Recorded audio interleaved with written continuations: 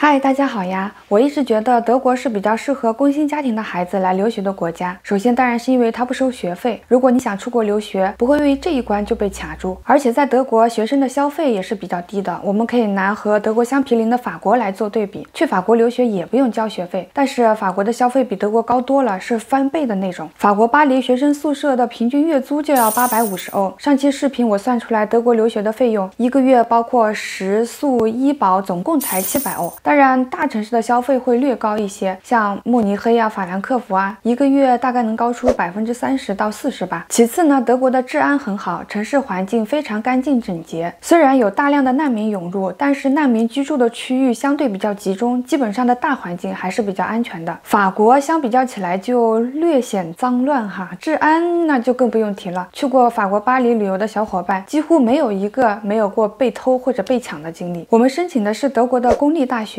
当然私立大学也有，但是就得交学费了，不在本期视频的讨论范围之内。公立大学的文凭都是实打实的，而且没有说哪个大学特别好，哪个大学特别烂。在德国就业的时候，大学排名并不重要，重要的是你的成绩。我这边对比的是美国、英国的那些个野鸡大学，弄一个跟正经大学差不多的名字，然后骗一些外国留学生去读，毕业了发现文凭也用不了。在德国，你不用担心申请大学的时候被骗，不会有野鸡大学不收学费，公益请你来念书的。所以来德国留学呢，算是物美价廉，费用相对较低，而且教学质量好。你来德国了会发现，你的同学大多也是工薪家庭的小孩很少有那种爱臭显摆的。开着豪车来上学的我就没见过。这种环境对普通家庭的小孩身心健康有好处，不容易升起攀比心嘛。接下来我要说一下德国研究生的录取率。国内研究生是统考，每年的录取率很好统计，被录取的总人数除以参加统考的总人数就行了嘛。2022年的录取率在24%。德国研究生没有统考，基本上是按本科成绩择优录取，分限制性专业和非限制性专业。非限制性专业不限制录取的人数，只要符合条件，他就发录取通知书。但并不是对本科成绩没有要求哈。如果限制性专业对本科成绩的平均分要求在85分，那么非限制性专业会略低一点点，在80分这样。是限制性专业，每个专业会限制他们录取的人数。有少数的德国大学，比如柏林自由大学，每年会在他们学校的网页公布他们研究生的申请人数和录取人数。我们看一下这几张表格，是2021年冬季学期柏林自由大学研究生的录取率。他们一共提供了90个专业，其中非限制性专业和限制性专业各占一半。45个限制性专业里，又有25个专业是全部录取了。也就是说，虽然看起来录取人数远少于申请人数，这里申请只是交申请表，后续还要交申请资料，但是只有少于或者等于这个限制录取人数的人交了所有的申请材料，所以他们就全被录取了。有20个专业竞争比较激烈，比如医药学，总共只录取10个人，申请者40人，录取率25%，平均绩点